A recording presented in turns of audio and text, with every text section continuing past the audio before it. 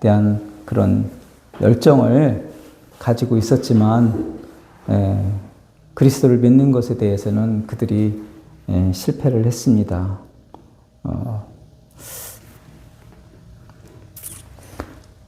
그 사람들이 왜 이런 실패를 했을까 한번 우리가 생각해 본다면 우리의 신앙의 방향도 우리가 잘 알 수 있다고 생각합니다.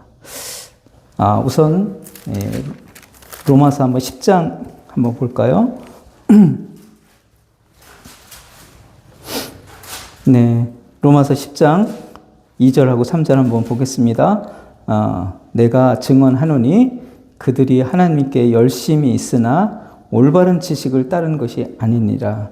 하나님의 의를 모르고 자기 의를 세우려고 힘써 하나님의 의에 복종하지 아니하였느니라. 이게 성경이 말하는 유대인들의 신앙의 진단입니다. 하나님이 주려고 하는 의를 모르고 자기 의를 세우면서 신앙생활을 한 거죠. 그리고 열정은 있었지만 성경이 말하는 지식을 따르지 않았다는 것입니다.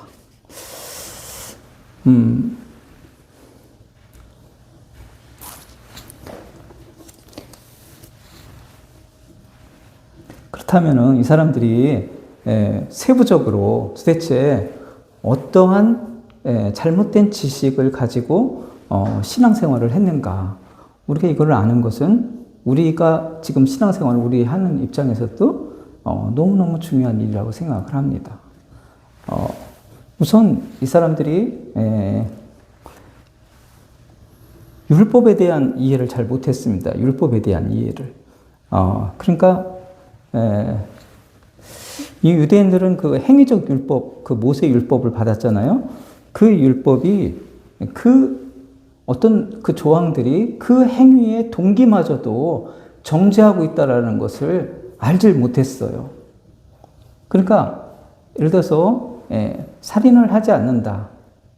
그러면은 살인하기 전에 우리가 갖는 마음이 미움이잖아요.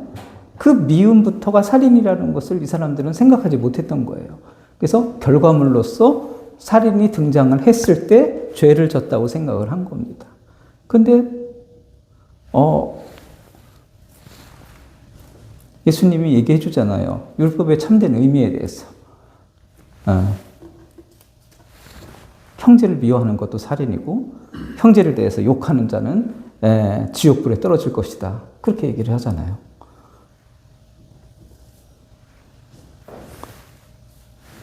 그리고 어떤 것을 도둑질하려면 일단 탐내는 마음을 가져야 되잖아요. 거기서부터가 도둑질이라는 것을 이 사람들은 잘 몰랐어요. 그리고 이웃을 사랑한다고 했는데 정말 누가 속옷을 달라고 하면 막 겉옷까지 주는 그런 사랑을 그게 이웃 사랑인지도 몰랐던 거죠. 뺨을 치면 한쪽 뺨을 돌려대야 되는 것이 그 정도의 사랑인지도 몰랐어요. 이웃 사랑이 그 정도의 요구인지도 몰랐습니다. 그러니까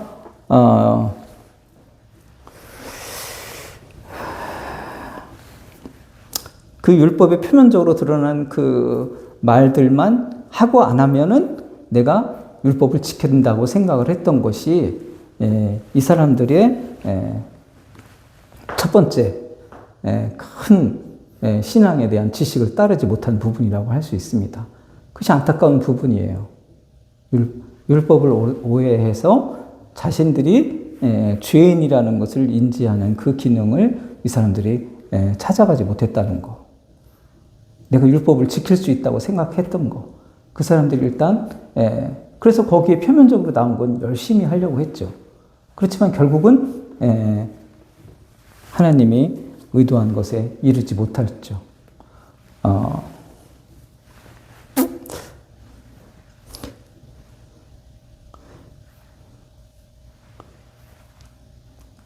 그러니까 그거를 그렇게 되니까 어떤 죄에 대한 인식도 잘못될 수밖에 없습니다.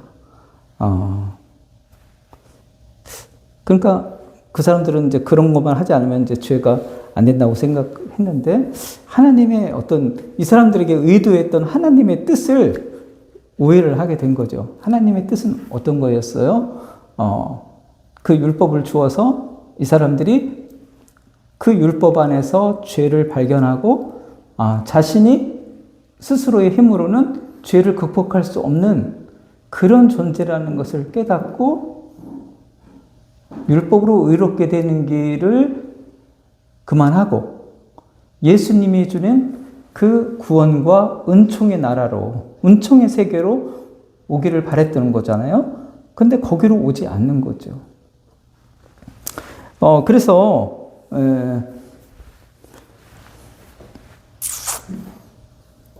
어떻게 보면은 그 유대인들은 신앙의 열정은 있었지만 십자가의 은혜의 세계로 나와야 한다는 하나님의 어떤 그 뜻을, 하나님의 그 뜻을 따르지 않은 거가 됩니다. 아시겠죠? 하나님께서는 하나님의 뜻한 바는 뭐예요? 그 예수님이 주는 은총의 자리로 이 사람들이 나오기를 원하는 마음이잖아요. 근데 그걸 따르지 않는 거야. 그러니까 어떻게 되면 이 사람들은 율법을 지킨다고 하면서 더 크고 무거운 죄를 지고 있었던 거죠. 왜냐하면 하나님이 제시했던 그 은총의 자리를 하나님의 뜻을 정면으로 거부한 거니까. 율법을 버리고 하나님이 주는 은총의 세계로 오라는 거구나. 근데 그 하나님이 주는 은총의 세계를 이 사람들이 거부한 것이 더 근본적이고 무거운 죄였던 거예요. 더 중요한 죄를 이 사람들이 지고 있었던 거예요. 그러니까 겉으로는 율법을 지킨다고 했던 사람들보다 율법을 지키지 않고 아무 조건이 없이 그냥 예수님의 은혜, 은총에 의지하는 그런 십자가의 강도라든가 뭐 셀이나 창기라든가 이런 사람들이 하나님 나라를 갈 수 있었던 길이 있었던 거예요. 왜냐하면 은총의 세계로 그 사람들은 갔거든요. 그러니까 은총의 세계로 가지 않으려고 했던 사람들이 더 큰 죄를 짓는 그런 사람이 되었다. 그게 바로 그 유대인들의 신앙의 그 문제점이에요. 그러니까 율법을 오해한 거, 그 다음에 죄에 대해서 인식하지 못한 거, 깊이 있는 죄에 대해서 인식하지 못한 거, 그죠? 내가 더 심한 죄를 지고 있다고 생각하지 못한 거죠. 율법으로는 죄를 깨닫고 빨리 예수님한테 가라는 게 하나님의 뜻이구나. 이거를 인정하지 못한 거, 알지 못한 거, 이것이 그 사람들에게 있어서 신앙을 실패할 수 있게 된 그런 상황이 되는 것입니다. 우리도 이렇게 세상 살다 보면은 많은 그런 봉사활동을 하고 좋은 일 하고 많은 사람들이 이렇게 있어요. 그게 이 사회를 이뤄가는 데는 되게 좋은 역할이고 중요한 일입니다. 근데 그 사람들이 그렇게 해서 하나님과의 어떤 신앙적 관점에서 볼 때 그것이 나를 의롭게 할 수 있다는 것이 아니라는 걸 꼭 알아야 되고, 그래서 내가 예수님이 주시는 그 은총의 세계로 가지 않는다면 나는 큰 죄를 지고 살고 있다. 하나님을 향해서 큰 죄를 짓고 살고 있다는 것을 우리가 알아야 된다는 거죠. 사람들이. 그럴 때 우리가 그 사람들이 죄에 대해서 바라보는 그런 시각을 그 사람들이 그렇게 인식할 때만이 성경이 말하는 신앙적으로 올 수가 있는 겁니다. 그래서 우리가 죄하면은 그냥 사회적으로 막 도둑질하고 나쁜 짓하고 폭행하고 이런 거를 먼저 우리도 기독교인들도 많이 그런 걸 생각해요. 죄하면 그런 거다. 근데 가장 큰 죄는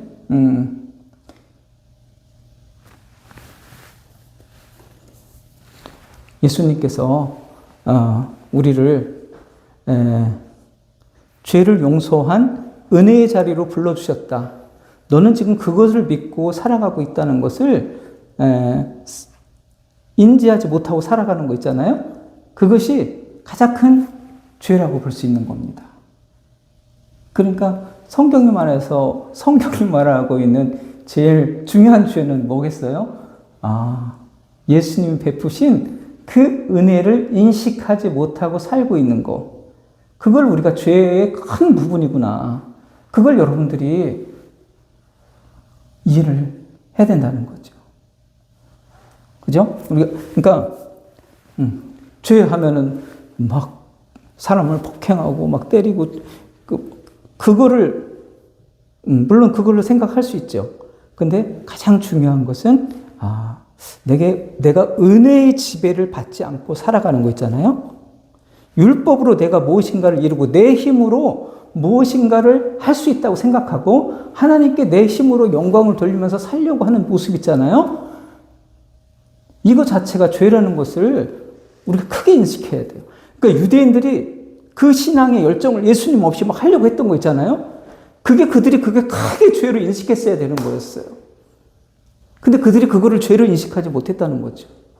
지금도 우리 기독교인들이 제일 안타깝게 느껴야 되는 것은 바로 내가 은혜의 자리에 와 있다라는 것을 인식하지 못하고 내가 아직도 많은 것을 충성 봉사해야만 내가 죄를 짓지 않고 이렇게 살고 있다고 생각하는 거 있잖아요.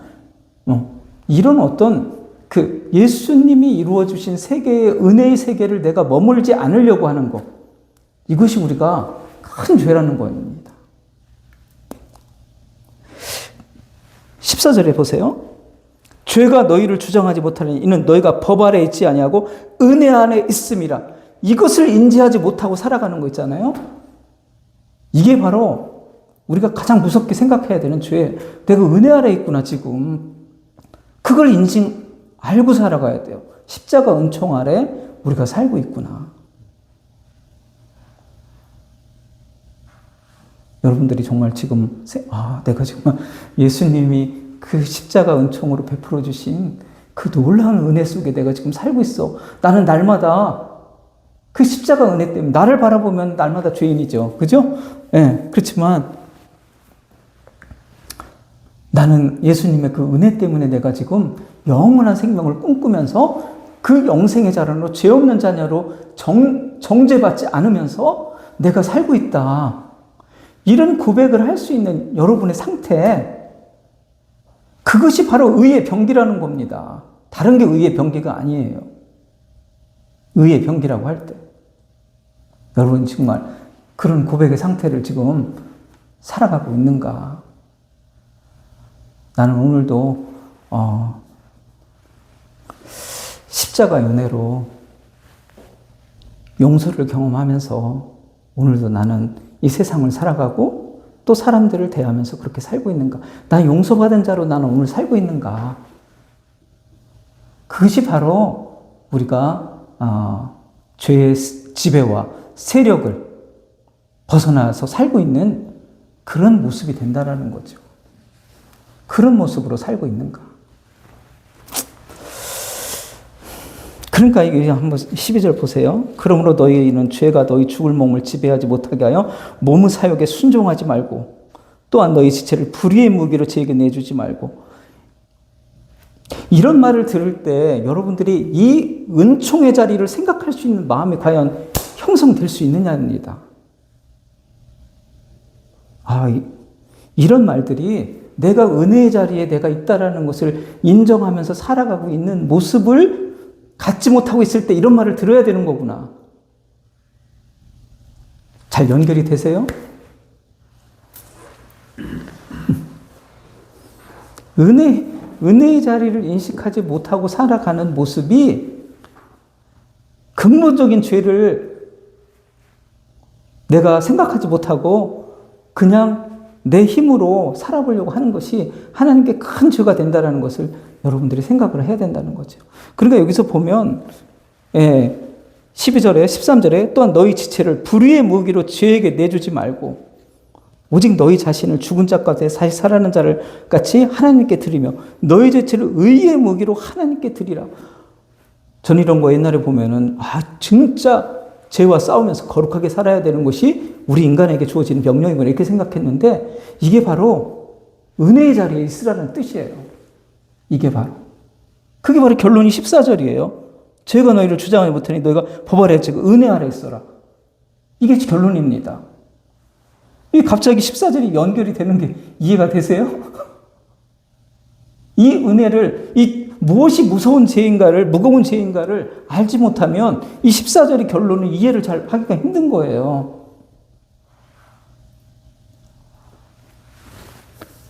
그러니까 은혜의 자리를 놓치지 말라는 것이 죄와 피 흘리기까지 싸우라는 겁니다.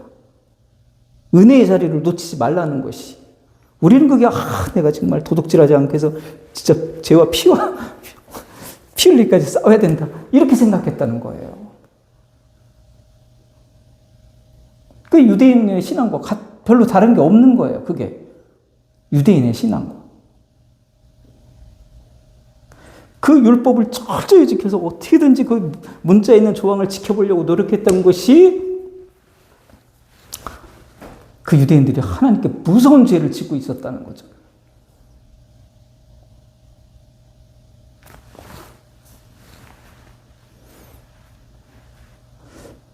우리가 법 아래지 않고 은혜 아래에 있다라는 것을 생각하는 것이, 그렇게 하고 그것을 날마다 살아가는 것이 우리에게는 최선의 의의 병기가 되어서 살아가는 모습이다. 아시겠죠?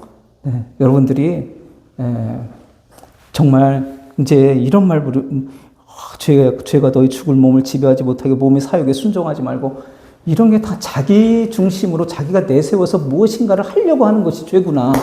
아시겠죠? 네? 자기가 뭔가를 할 수 있다고 생각하고서 자기가 뭔가를 해내려고 하는 거. 그런 것이 다 죄구나. 그러니까 어떻게 보면은, 표면적인 율법을 어기는 죄도 분명히 있습니다. 근데 더 깊은 구조에서는 은총 없이 살려고 하는 것이 더 깊은 죄구나. 무거운 죄라는 것을 우리가 꼭 알아야 돼요. 유대인들이 이걸 몰랐다는 거예요. 지식은 없고 열정은 있었다는 게 뭔지 알겠죠? 네? 저도 신혼 때 이렇게 어떻게 생각해내는데, 그 일요일 같은 때, 뭐 아내가 빵 같은 거 하나 이렇게 사먹고 싶어 할 때가 있었어요. 근데, 아니, 무슨 주일에 이런 거를 사먹느냐고 아내한테 이렇게 야단치고 그렇게 했던 기억이 나요. 그때, 그러니까, 그 율법의 조항을 철저히 지키는 게 나에게서는 최선의 신앙이다 라고 생각했던 내 자신을 보게 된단 말이에요. 정말 더 근본적인 죄가 있는데, 근본적인 그 은혜를 알고 은혜 아래 거하면서 살아가는 그 모습이, 그게 바로 진정한 신앙이고, 그게 바로 정말 성경이 말하는 의의 병기가 되어서 살아가는 건데, 그거를 내가 잘 알지 못했어요. 의의 병기라고 하니까 피 흘리기까지 죄를 짓는 것과 싸우면서 살아가야 되는 거구나. 조항에 철저하게 준수하는 것이 내가 그런 거구나. 이렇게 많이 생각했는데,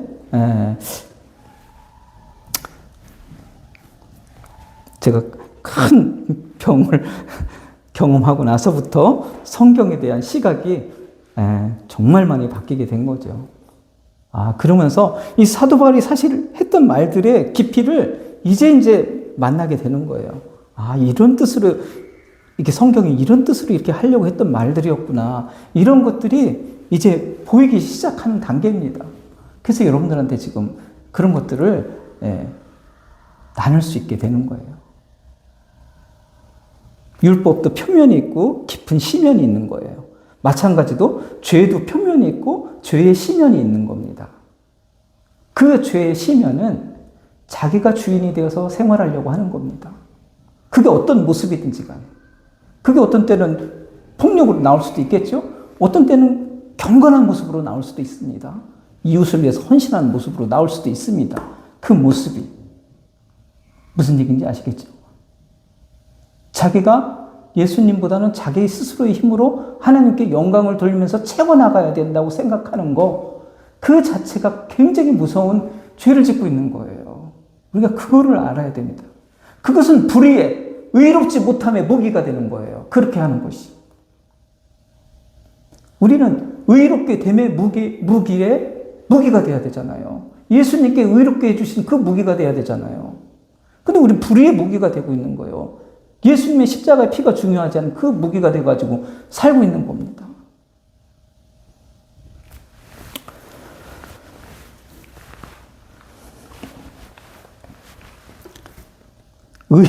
의의 병기가 되면서 법 아래 있지 않고 은혜 아래 있는 걸 꼭 알아야 된다. 이렇게 결론을 맺는 이유 이제 아시겠죠?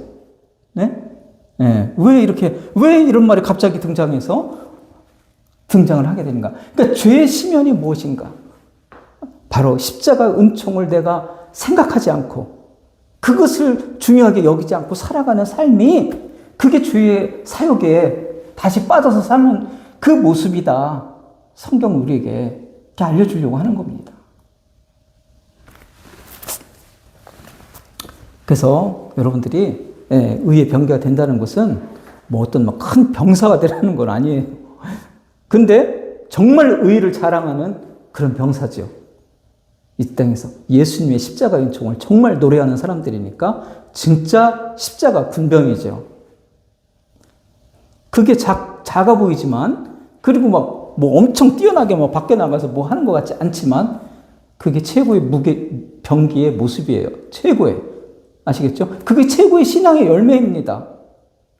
신앙의 열매가 도대체 뭐예요? 바로 예수님의 십자가의 은총을 내가 자랑할 수 있는 표현. 그게 바로 신앙의 열매예요. 다른 거 뭐 눈에 보이는 게 아니라. 아시겠죠? 도대체 신앙의 열매라는 게 뭐야? 거룩하다는 것이 도대체 뭐야? 예수님께서 나를 위해서 이루어 주셨다는 것을 알고 있잖아요. 그 표현을 하면서 살아가는 게 그게 바로 거룩한 모습이에요. 그게 구별된 모습이란 말이에요. 우리는 거룩하면 계속 그냥 수도하는 사람 거룩하게 생각하는데 그런 게 아니라 은총을 노래하면서 예수님이 다 이루어졌음을 아는 그 마음. 아시겠죠? 우리 잠깐만 창세기 한번 잠깐 볼게요. 창세기 2장에 이런 말이 있어요. 창세기 2장 3절. 창세기 2장 3절에 하나님이 그 일곱째 날을 복되게 하사 거룩하게 하셨으니 이는 하나님이 그 창조하시며 만드시던 모든 일을 마치시고 그날에 안식하셨습니다.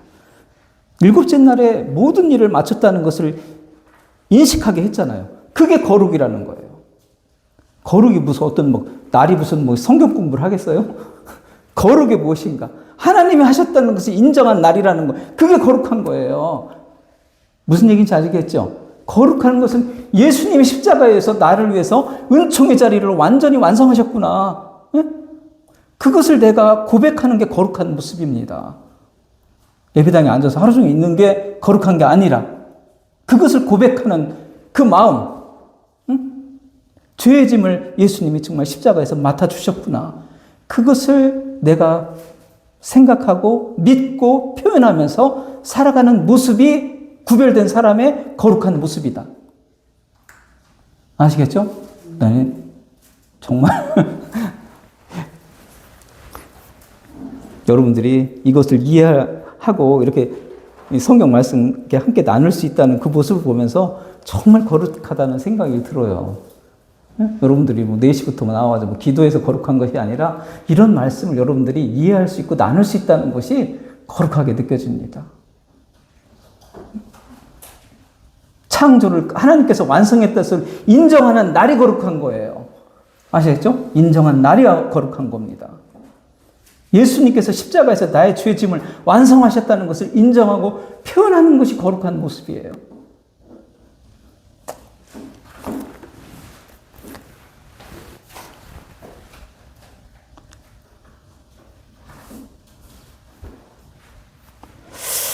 그 은총을 거부하는 것이 죄의 사욕을 따르는 것이다. 아시겠죠?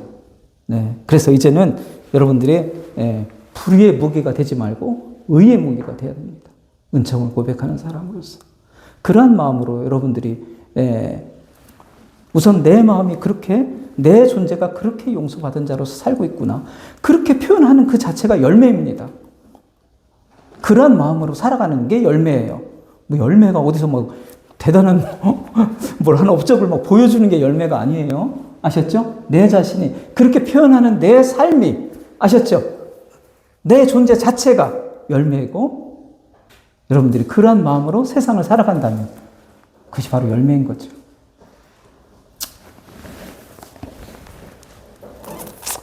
은혜 아래 그러면 너희 죄가 우리를 주장할 수가 없어요. 그렇게 되면 아셨죠?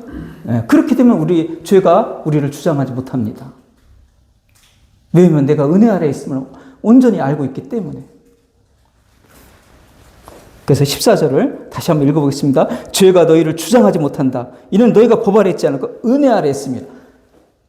이 말씀이 이제 여러분들 속에 이제 이해가 되는 거죠. 그래서 십자가 은혜 없으면 하루도 살 수 없는 자임을 고백하면서 그 은혜를 표현하고 느끼고 감사하면서 살아가는 여러분들, 바로 의의 병기가 된 것이고 의의 무기가 된 것입니다. 그런 인생 살아가는 여러분 모두 계속해서 그런 인생이 되기를 축원합니다. 네, 기도하겠습니다. 사랑이 많으신 하나님, 감사합니다. 유대인들은 신앙에 열정이 있었지만 그 하나님의 뜻을 인지하지 못하여서 결국은 그리스도를 만나지 못하고 또 구원의 백성 될 수 없는 안타까운 상황 속에 있었습니다. 우리도 이 땅을 살면서 우리에게 주어진 그 그리스도의 은혜를 발견하지 못할 때 우리도 많은 수고를 하고 열정을 보인다 할지라도 그것이 하나님께 영광을 돌리는 그 하나님이 제시한 구원의 길이 아닌 것을 우리가 오늘 말씀을 통해서 다시 한번 생각해보는 시간을 갖게 되었습니다. 이제 우리는 십자가 은혜 아래 있는 존재라는 것을 기억하면서 그 은혜가 나를 지배하고 나를 표현하고 내가 그것에 감사하면서 인생을 살아가는 그 의의 무기와 병기로서 우리가 존재하는 그 인생을 계속해서 살아갈 수 있도록 늘 은혜로 우리를 지켜주시옵소서. 감사드리며 예수님의 이름으로 기도드립니다. 아멘. 네.